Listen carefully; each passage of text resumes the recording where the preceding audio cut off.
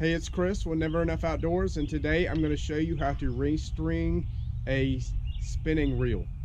It's very simple. I just wanted to show you how I do it, and hopefully it works for you. Please check out my other videos and subscribe to my channel. Thank you. Alright, there's a few different ways you can do this, but you want to get all the line off your reel.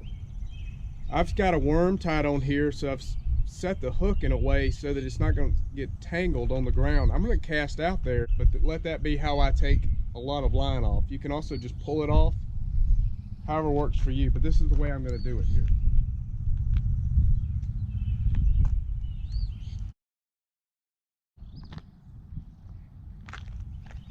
See, so now I've already gotten started here.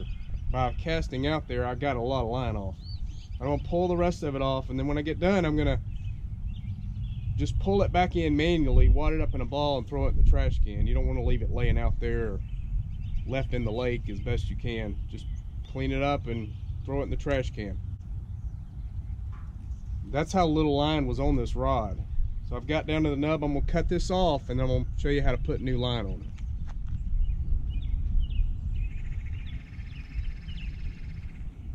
it. And cat. All right, I've got my spinning reel here. I've got all the line off of it.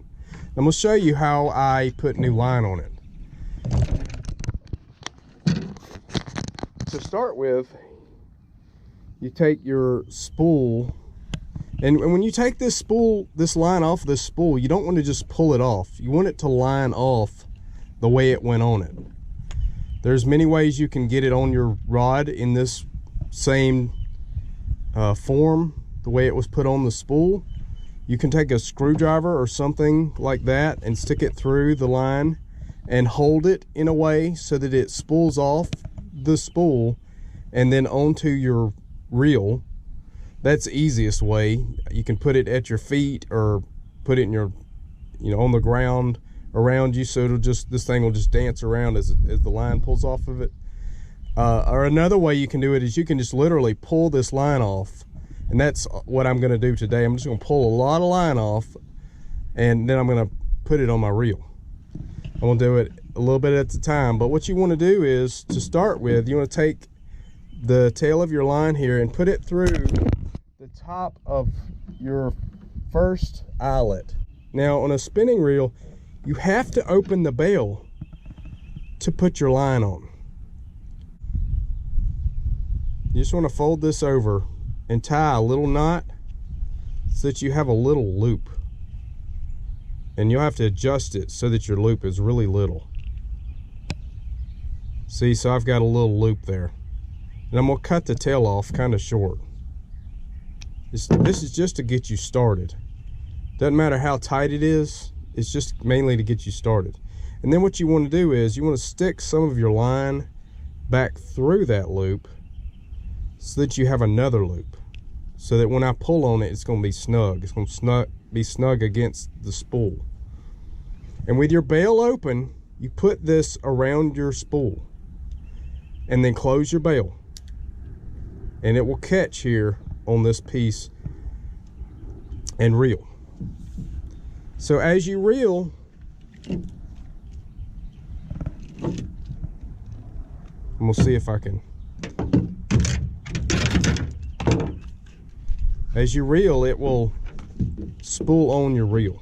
Now, like I said, you want this to spool off of here like it was put on. If you don't, it'll be all wound up the whole time it's on this spool because it was so wound up for so long on here. But if you pull it off the correct way, it's kind of like pulling a water hose that's been wound up for so long. You have to sit at the end and spin it to get it undone. Well, that's the same thing you're doing here, except you're doing it the way it was put on there, so it's gonna not be, it doesn't need to be spun.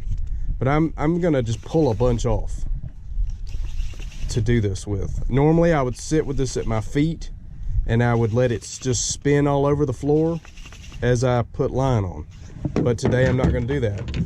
But you just hold your line tight so it'll spool on there tight, and as you reel it, it'll reel that line on there. And you just keep pulling off or spinning as the line unravels in the floor wherever you put it at until you get enough line on your reel. And I don't like to fill it up. You see, there's a lot of room to put a lot of line on there, but I don't usually put it but about halfway up. Maybe sometimes a third the way up, because I'm going to replace my line every month or so, and I don't want to waste a lot of line that I'm never even going to see casting. I usually put about 500 feet on here. I usually imagine that I'm casting and reeling in enough line for one cast. I do that about 5 times, and that's how much line I put on this reel. So I'm going to go ahead and take some off of here and put it on this reel, and I'll show you about how I leave it when I get done. I'm walking across a parking lot with my screwdriver stuck in this spool and just letting it unwind. And see, that's how I'm getting the line off of there. See, there's my truck way over there. I'm gonna go back and reel all this line in, and this is about 2 casts worth. But it's very important that it spools off the way it was put on this spool versus just letting it untangle off of here. All right, so I'm back at the truck, and I'm just gonna reel in all that line I took off of there and hold it tight so it reels on there tight and there's no gaps. I went ahead and made a lap down there. I went around a tree and I came back to the truck. So that's about how much line I want on this reel. Might be a little more than I would normally put. See, it just went through my fingers. That's more line than I would normally put, but it's not gonna hurt anything. So once you get it all lined on there, you can take the tail, go under the bail, and pull it up through this top piece. And then you want to just put your line through all of your hooks on your rod.